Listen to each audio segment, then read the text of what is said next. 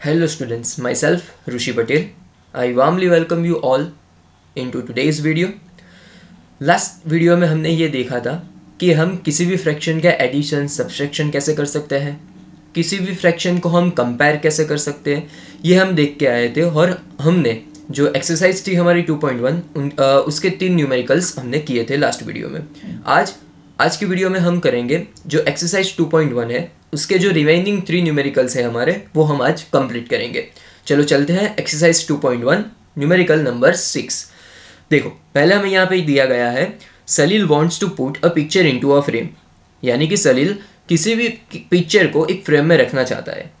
The picture is 7 integer 3/5 centimetre wide, यानी कि यहाँ पे हमें क्या दिया गया है कि जो पिक्चर है उसकी लेंथ कितनी है, 7 इंटीजर 3/5 सेंटीमीटर है। दूसरा, to fit into the frame the picture can not be more than 7 integer 3/10 centimetre wide, यानी कि हमें जो पिक्चर दिया गया उसे हम फ्रेम में रखना हो तो वो पिक्चर की लेंथ है वो 7 इंटीजर 3/10 सेंटीमीटर से ज़्यादा नहीं होनी चाहिए फिट होने के लिए। How much should the picture be trimmed, यानी कि हमें पिक्चर को फ्रेम में रखना हो तो हमें पिक्चर को कितना काटना पड़ेगा, ट्रिम करना पड़ेगा, ऐसा हमें क्वेश्चन दिया गया है। पहले हम यहाँ पे इजी लैंग्वेज में समझने की कोशिश करते हैं। ये जो हमें फ्रैक्शन के फॉर्म में दिया गया है उसके बदले में हम किसी भी नंबर को लेके हम ये न्यूमेरिकल को समझने की कोशिश करते हैं। पहले चलो देखो यहाँ पे फर्स्ट ऑफ ऑल हमें ये पिक्चर की लेंथ दी गई है, कितनी है, 7 इंटीजर 3/5। मैं सपोज करता हूँ कि ये पिक्चर की लेंथ है 10 सेंटीमीटर है। सपोज समझने के लिए कि किसी भी पिक्चर दिया गया उसकी लेंथ हमें 10 सेंटीमीटर दी गई है। चलो बाद में क्या कहते हैं कि हमें ये 10 सेंटीमीटर लेंथ वाले पिक्चर को किसी भी फ्रेम में फिट करना हो तो ये पिक्चर की लेंथ 5 सेंटीमीटर से ज़्यादा नहीं होनी चाहिए, यानी कि ये पिक्चर को अगर मुझे ये फ्रेम में फिट करना है तो उसकी लेंथ 5 सेंटीमीटर से ज़्यादा नहीं होनी चाहिए। तो मेरा ये क्वेश्चन है कि मुझे ये पिक्चर को कितना ट्रिम करना पड़ेगा, कितना काटना पड़ेगा। तो ये हम बोल सकते हैं कि दिए गए पिक्चर की लेंथ कितनी है, 10 सेंटीमीटर है, और जो मुझे फ्रेम दी गई उसकी साइज़ कितनी है, उसकी लेंथ कितनी है, 5 सेंटीमीटर है। तो हम ये इजीली बोल सकते हैं कि 10 - 5, यानी कि मुझे जो पिक्चर है उसे कितना काटना पड़ेगा, 5 सेंटीमीटर ट्रिम करना पड़ेगा। ये सिंपल हो गया। तो यहाँ पे मुझे पता है कि मुझे पिक्चर को ट्रिम करना है। देखो यहाँ पे यही पूछा है हमने, तो हमें ये पता है कि पिक्चर कैसा है, तो कि भाई फ्रेम से पिक्चर बड़ा है तो मुझे पिक्चर को ट्रिम करना पड़ेगा। तो अब हम ये फ्रैक्शन के यूज से कैसे लाते हैं आंसर वो देखेंगे। चलो देखते हैं। हमें यहाँ पे पहले पिक्चर की लेंथ दी गई है।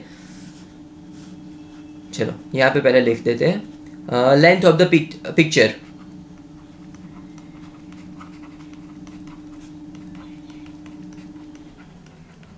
कितनी दी गई है हमें length of the picture, 7 integer 3/5 centimetre. चलो ये हमें पता है ये कैसे फ्रैक्शन में है, मिक्स्ड फ्रैक्शन में है। इंटीजर और फ्रैक्शन दोनों है तो मिक्स्ड फ्रैक्शन हुआ। तो हमें पता है कि मिक्स्ड फ्रैक्शन को हमें पहले इम्प्रॉपर फ्रैक्शन में कन्वर्ट करना पड़ेगा। तो चलो 7 × 5 = 35, 35 + 3 38। तो ये इम्प्रॉपर फ्रैक्शन हो गया 38/5 सेंटीमीटर हो गया। तो ये मुझे पता चल गया कि लेंथ ऑफ पिक्चर हमें कितनी दी गई है, तो कि 38/5 सेंटीमीटर दी हुई है। चलो दूसरा क्या है, लेंथ। अब ये समझो कि can not be more than 7 integer 3/10, यानी कि पिक्चर 7 इंटीजर 3/10 सेंटीमीटर से ज़्यादा बड़ा नहीं होना चाहिए। इसका मतलब क्या हुआ कि वो फ्रेम है उसकी लेंथ कितनी दी गई है हमें, 7 इंटीजर 3/10, क्योंकि हमें पिक्चर को फ्रेम में फिट करना है। तो लेंथ ऑफ फ्रेम हमें दिया गया है 7 इंटीजर 3/10 सेंटीमीटर। चलो ये भी हमें पता है, तो ये भी मिक्स्ड फ्रैक्शन में, इसे हम इनकम्प्लीट फ्रैक्शन इम्प्रॉपर फ्रैक्शन में पहले कन्वर्ट कर देंगे। 7 × 10 = 70, 70 + 3 73/10 सेंटीमीटर हो जाएगा। तो ये दो चीज़ें हमें दी गई है। क्या दिया हुआ है, तो क्या देखो पहले यहाँ से कि ये मुझे दिया हुआ है पिक्चर का लेंथ दिया गया है कि कोई भी पिक्चर है वो 38/5 सेंटीमीटर वाइड है, यानी कि उसकी लेंथ 38/5 सेंटीमीटर है। दूसरा, मुझे वो पिक्चर को किसी फ्रेम में फिट करना है तो वो फ्रेम की मुझे लेंथ दी गई है, कितनी है, तो क्या 73/10 सेंटीमीटर उसकी लेंथ है। तो अब हमको ये फाइंड करना है कि हमें पिक्चर को कितना ट्रिम करना है। तो मुझे पता है मैंने क्या किया था, यहाँ पे मैंने 10 सेंटीमीटर लिया था, वो पिक्चर की लेंथ ज़्यादा थी, और यहाँ पे मैंने फ्रेम की 5 सेंटीमीटर किया था। तो मैं क्या करता था, मैंने ये किया था कि ये 10 सेंटीमीटर्स में से मैंने 5 सेंटीमीटर माइनस किया था। यहाँ पे हमें पिक्चर को ट्रिम करना है, यानी कि पिक्चर की लेंथ फ्रेम से कैसी ये बड़ी है, तो हमें सब्सट्रैक्शन करना है। तो क्या करना पड़ेगा, बड़े फ्रैक्शन में से छोटे फ्रैक्शन को सब्सट्रैक्ट करना पड़ेगा। तो यहाँ पे मैं लिखूंगा the picture should be trimmed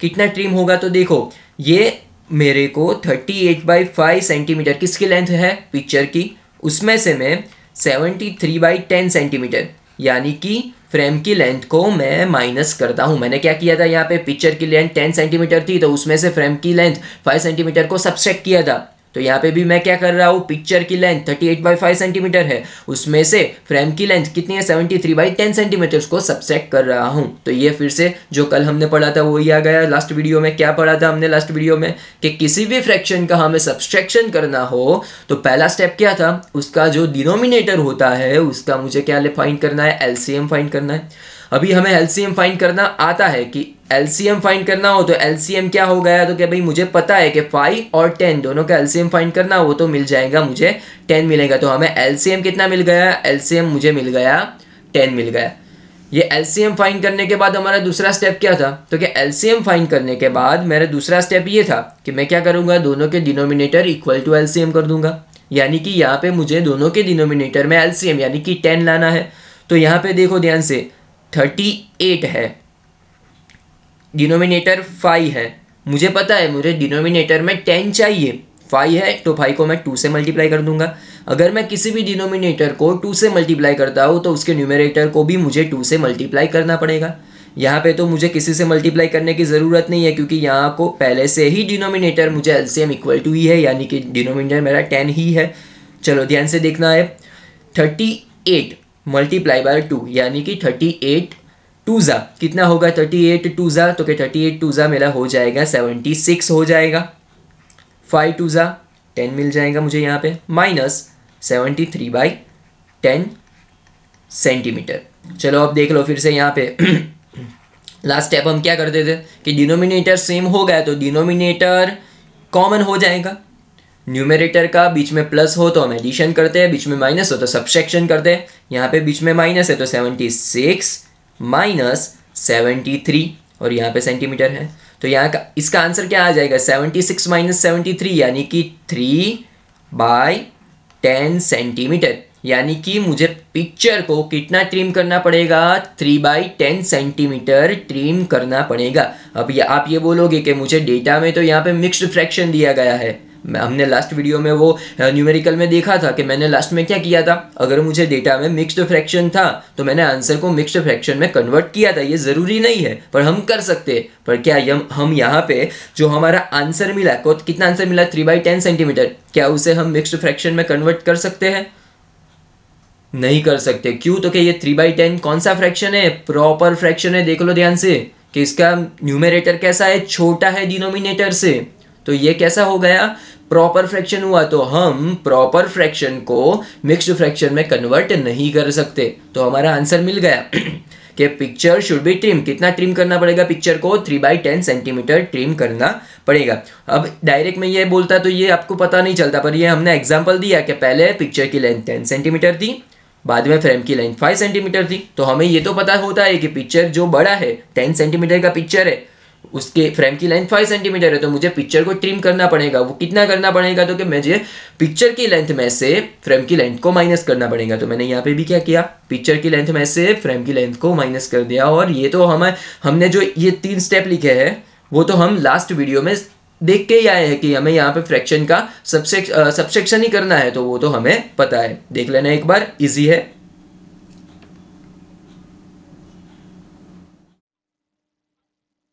चलिए उसके बाद क्या, न्यूमेरिकल एक्सरसाइज नंबर 7, उसमें क्या दिया गया देखते हैं पहले। Ritu ate 3/5 part of an apple and remaining apple was eaten by her brother Somu. How much part of the apple did Somu eat? Who had the larger share by how much. देखो यहाँ पे जो ये numerical है एकदम easy है, पर इसमें हमें अलग अलग 3 क्वेश्चंस का आंसर फाइंड करना है।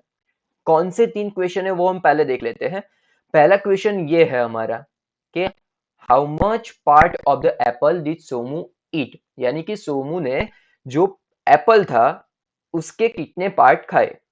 दूसरा क्या है, who had the larger share, यानी कि रितु और सोमू दोनों में से ज्यादा एप्पल का पार्ट किसने खाए। तीसरा है हाउ मच, कितना ज्यादा खाया। तो ये 3 क्वेश्चन हुए। चलो हम यहाँ पे समझते हैं कि 3/5 पार्ट ऑफ एन एप्पल उसका मतलब क्या होता है। ये समझना जरूरी है कि 3/5 पार्ट ऑफ एन एप्पल उसका मतलब क्या हुआ। देख लो यहाँ पे 3/5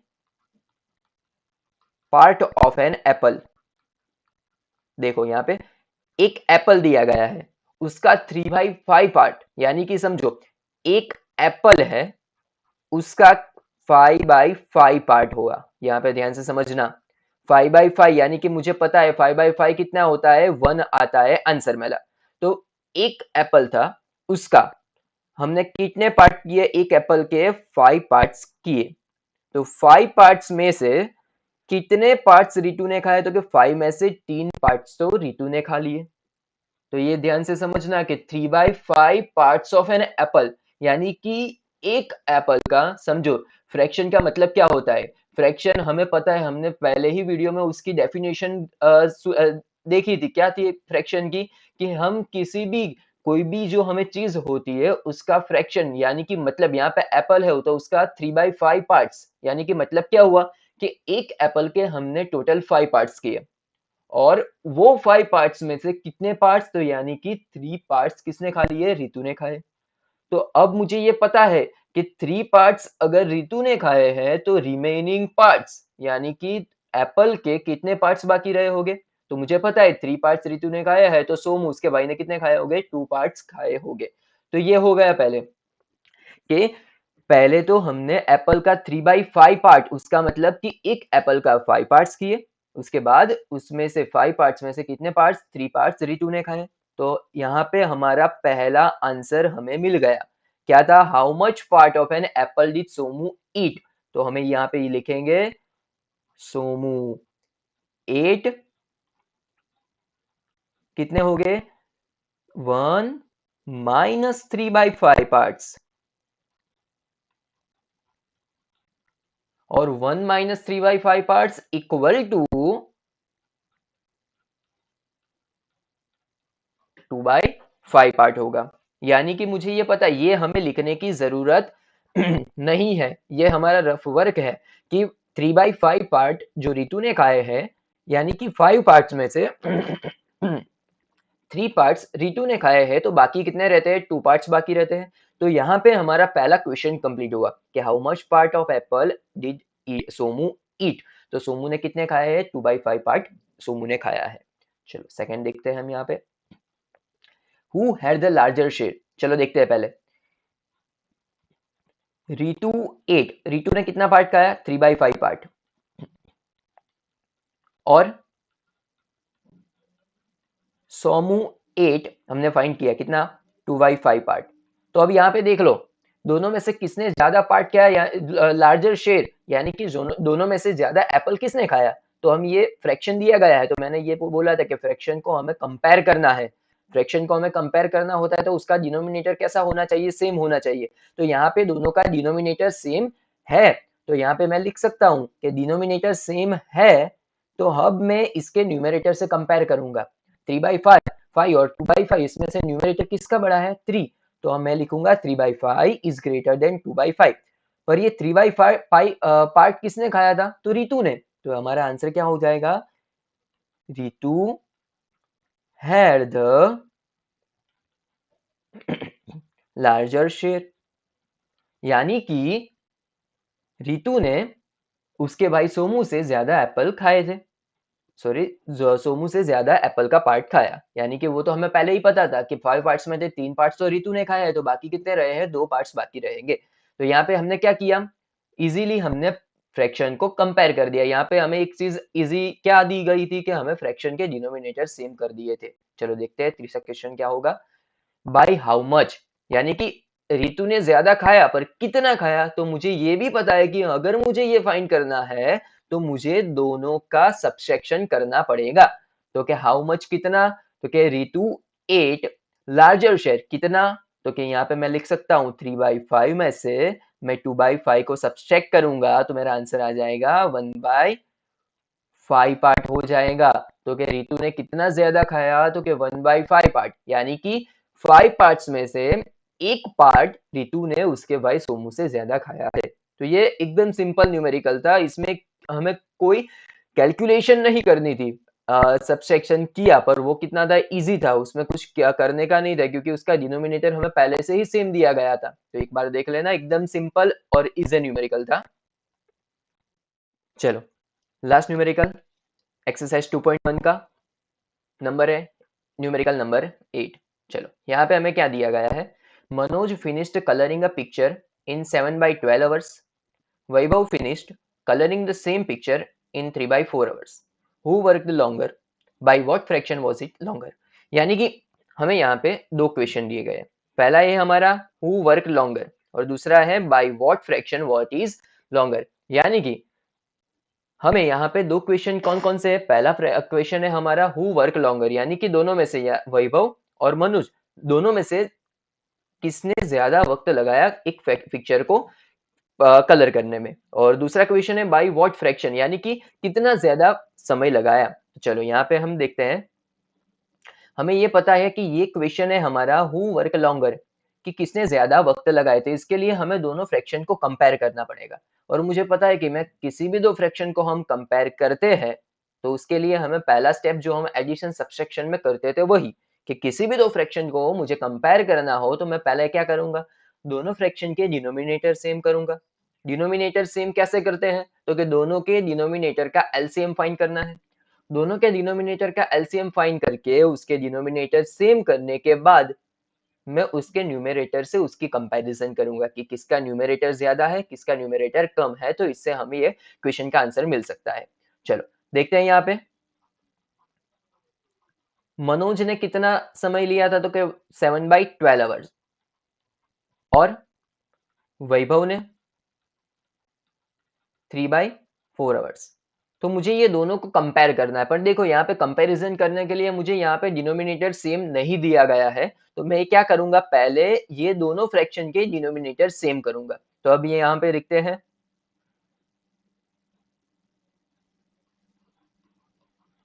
for comparing both fractions, for comparing both fractions, तो अब ये क्या करेंगे, तो क्या एलसीएम फाइंड करेंगे, किसका LCM, LCM of 12 and 4, 12 and 4 का हम एलसीएम फाइंड करें तो 12 एंड 4 का एलसीएम मुझे क्या मिल जाएगा, 12 मिल जाएगा। ध्यान से देखना, 12 और 4 दोनों का एलसीएम मुझे क्या मिलेगा, 12 मिल जाएगा। चलो अब देखते हैं आगे क्या करना है। ये जो मनोज वाला फ्रैक्शन था 7/12, तो देखो इसके डिनोमिनेटर में तो 12 है ही, तो मुझे इसको किसी से मल्टीप्लाई नहीं करना पड़ेगा। बट ये जो वैभव वाला फ्रैक्शन है कि इसमें है डिनोमिनेटर 4, मुझे डिनोमिनेटर चाहिए 12, तो 4 को मैं 3 से मल्टीप्लाई करूंगा। अगर मैं किसी भी फ्रैक्शन के डिनोमिनेटर को 3 से मल्टीप्लाई करता हूं तो उसके न्यूमरेटर को भी मुझे 3 से मल्टीप्लाई करना पड़ेगा। तो इसका आंसर क्या मिल गया, 3 3 9, 3 3 9/12 फ्रैक्शन मिल गया हमें यहाँ पे।